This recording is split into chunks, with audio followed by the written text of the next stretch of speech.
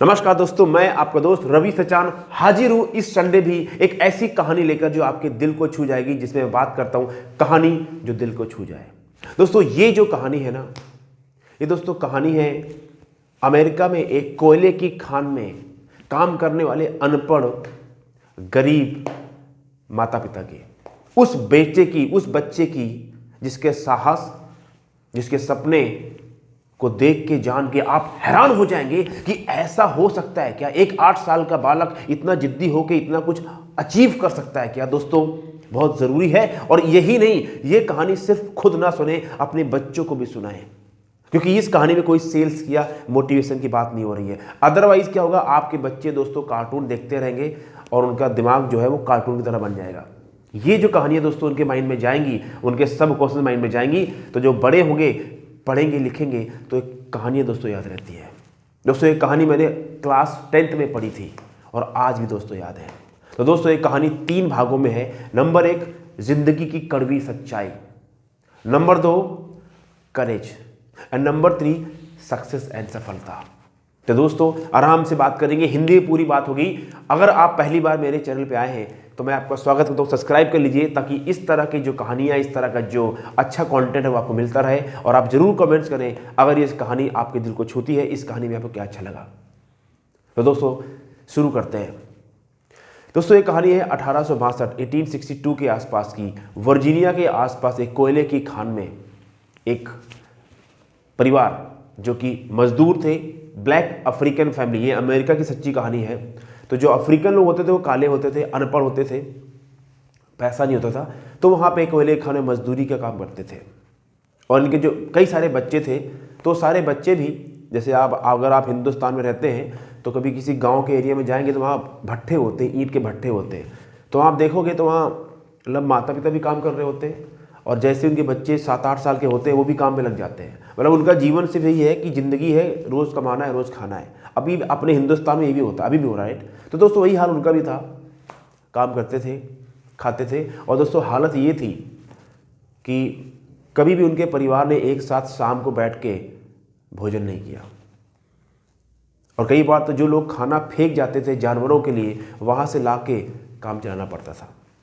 That was the situation of that family.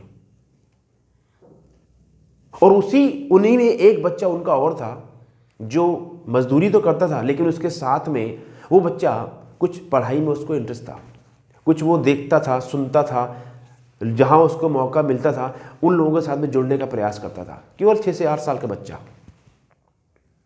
Right. तो ये दोस्तों ज़िंदगी चल रही थी, ये एक ज़िंदगी थी उन माता पिता की, उनके बच्चों की, कोयले की खान में। अब दोस्तों देखिए भगवान कैसे मदद करते हैं। भगवान कहते हैं खुद मदद करने नहीं आते, भगवान किसी को मदद करने के लिए भेजते हैं। अब दोस्तों क्या हुआ, उसी खान में 2 गोरे लोग हैं, वाइट लोग, गोरे लोग, कुछ काम से आए होंगे, तो आपस में बात कर रहे थे।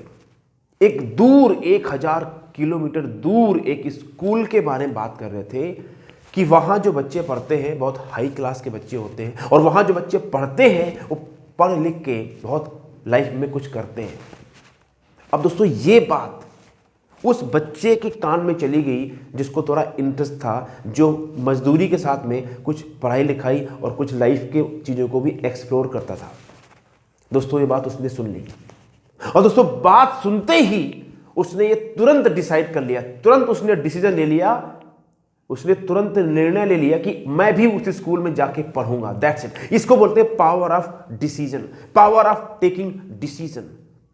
लोग यहां सारी जिंदगी सोचते रहते हैं। उसने सुना और डिसाइड कर लिया कि मैं भी उस स्कूल में जाके पढ़ूंगा, लेकिन उसको पता यह भी है कि मेरे पास कुछ नहीं है, एजुकेशन में नहीं है, और माता पिता पास तो खाने के नहीं है, तो पैसे कहां जाएंगे। लेकिन उसने डिसाइड कर लिया। बच्चे है ना, बच्चे नहीं सोचते थे सब। अब दोस्तों डिसीजन हो गया, डिसीजन उसका बहुत मजबूत था, जिद्दी था बच्चा वो।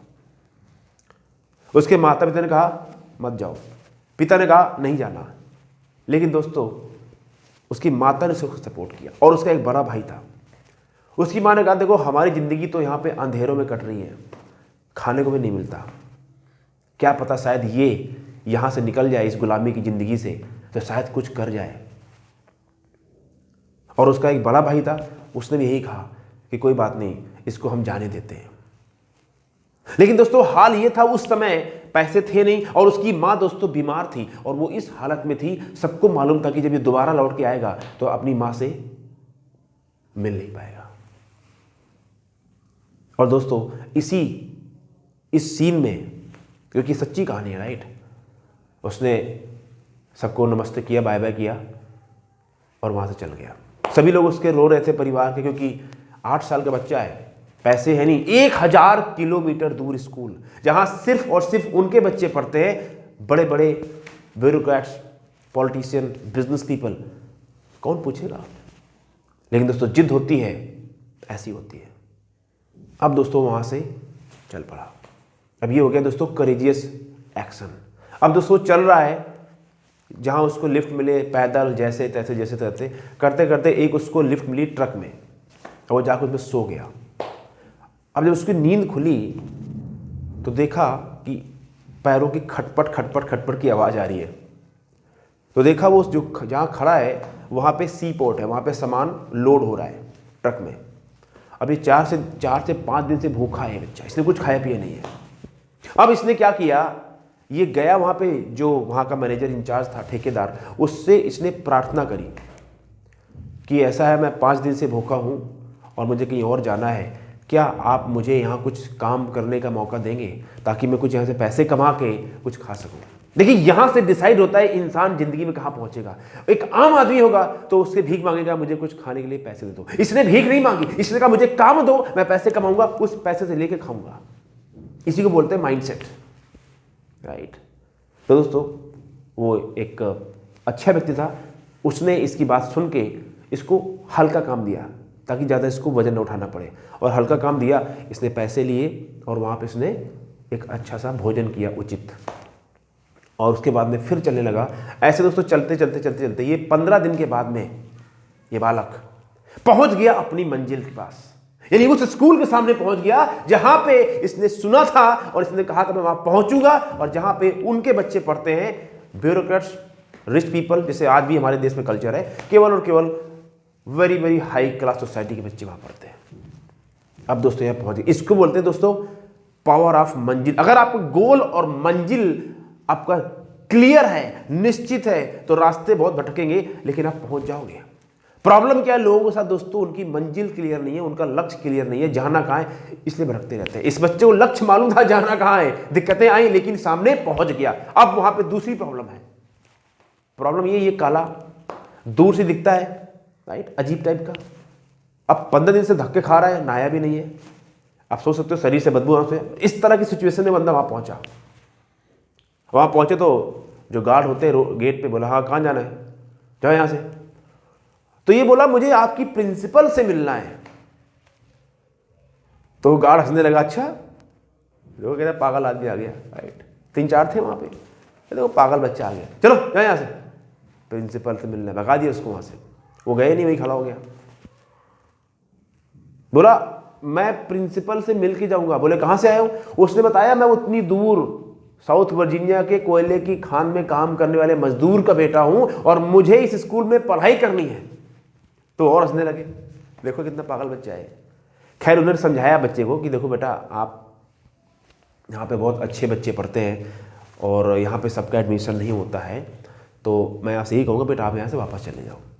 उसने कहा मैं बगैर आपकी प्रिंसिपल से मिले यहाँ से जाऊँगा नहीं, एक बार आपकी प्रिंसिपल से मिलवा दीजिए, उसके बाद में मैं चला जाऊँगा। तो एक दिन तो उसकी बात माने नहीं, वो वहीं आसपास ही सो गया। फिर आ गया सुबह अगले दिन।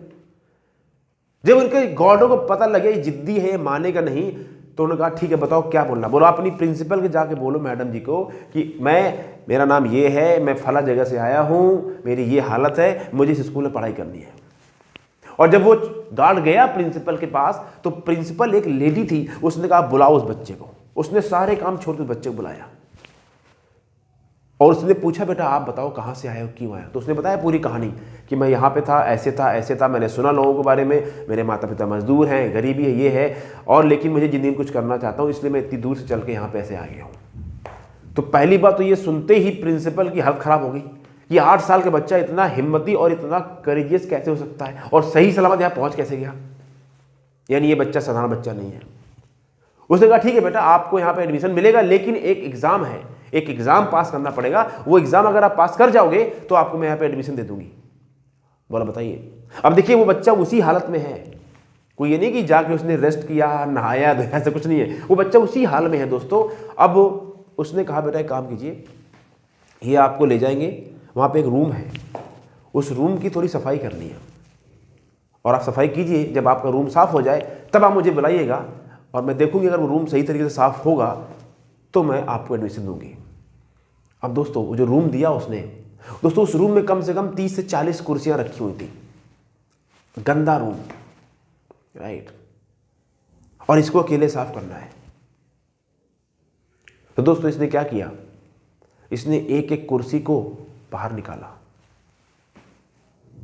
और उसने एक एक कुर्सी को 3 बार पोंछा और पूरे रूम की सफाई कर दी प्रॉपर, एकदम लगे उसको 3-4 घंटे। लेकिन उसी हाल में दोस्तों इस बच्चे ने ये सब काम किया। अब वो जब लेडी आई, जाओ चेक करके आते हैं, बोला जाओ भेज दो अपनी मैडम को, चेक करेगी आके मैडम। और दोस्तों वो लेडी आई प्रिंसिपल, उसने देखा रूम की हालत, उसने एक रुमाल निकाला अपनी जेब से, जेब मतलब पर्स से, और उसने रुमाल को ऐसे लगाया दीवार में और देखा उसमें कोई धूल नहीं आ रही। मतलब इस तरीके से साफ किया कि एक 8 साल का बच्चा ये कर नहीं सकता, क्योंकि उसकी लगन बहुत स्ट्रांग थी। दोस्तों ये देखते ही और प्रिंसिपल की आंखों में आंसू आ गए।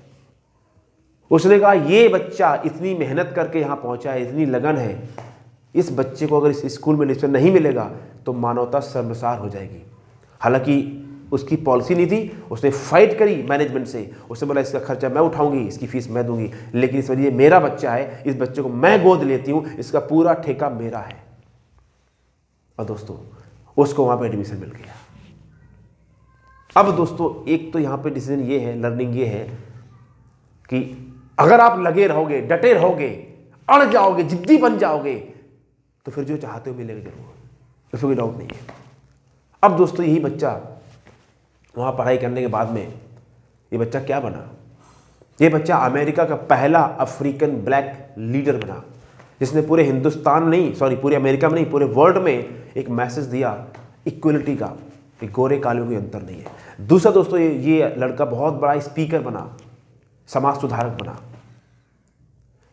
तीसरा दोस्तों ये लड़का ऑथर बना, कि बहुत सी बुक्स लिखी, और बहुत सारे अमेरिका के जो प्रेसिडेंट थे उनका सलाहकार बना। यानी अब सोचिए, कोई अगर हिंदुस्तान के प्रेसिडेंट और राष्ट्रपति, सॉरी प्रेसिडेंट और प्रधानमंत्री को कोई सलाह दे कि शासन कैसे चलाना है, वो किस तरह का, कितना दिमाग का बंदा होगा वो। ये दोस्तों इसका नाम है Booker T Washington. Booker T Washington इस बच्चे का नाम है, और इसने दोस्तों पूरे वर्ल्ड में पीस, लव, ह्यूमैनिटी, सक्सेस, सबका बहुत अच्छा मैसेज दिया। तो दोस्तों ये कहानी जो आपने सुनी सच्ची कहानी है, इसके 3 लेसन निकल के आते हैं। लेसन नंबर 1 जो सार है, जो मोरल है, नंबर 1, हालत चाहे जैसी हो, जिंदगी में हालात कैसे हो, एजुकेशन कैसी हो, आज हालत क्या है उसको मारिए गोली और अपने सपने के लिए काम कीजिए। सोचिए मत ज़्यादा, अगर सपने हैं तो उनके लिए काम करना शुरू कर दीजिए, नंबर 1। नंबर 2, जिद्दी बनिए। अगर सपने जीने हैं, कुछ अचीव करना है, अपना मुकाम कुछ बनाना है, अपनी पहचान बनानी है, कुछ करना है, तो जिद्दी बनिए। जिद्दी मतलब ऐसी जिद्द कि जब तक करूंगा नहीं, जब तक करूंगी नहीं, मैं मानूंगा नहीं। जिद्दी, महाजिद्दी। जैसे इस लड़के जिद्द करी अपने घर वालों से, जिद्द करी वहां पे जाने से, जिद्द करी उस गार्डों के सामने, जिद्द करी उस प्रिंसिपल के सामने, और उसकी जिद्द दोस्तों, लेकिन जिद्द जो है वो अच्छी होनी चाहिए। जिद्दी बनिए। और नंबर 3, जब आपको सफलता मिले, पैसा मिले, नाम मिले, सब कुछ मिले, तो भी मानवता और भगवान को मत भूलिए,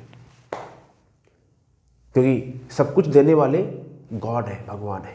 अब उनको भूल जाएंगे तो कब हमसे क्या छीन लेंगे हमें पता नहीं चलेगा। तो दोस्तों मैं उम्मीद करता हूँ ये कहानी आपको अच्छी लगी होगी। अगर ये कहानी आपको अच्छी लगी है तो आप जरूर जाकर कमेंट्स में टाइप करें कि आपको क्या अच्छा लगा। और दोस्तों अगले संडे फिर एक अच्छी कहानी लेके आऊँगा। तब तक के दोस्तों धन्यवाद, thank you very much. Subscribe कीजिए मेरे चैनल को।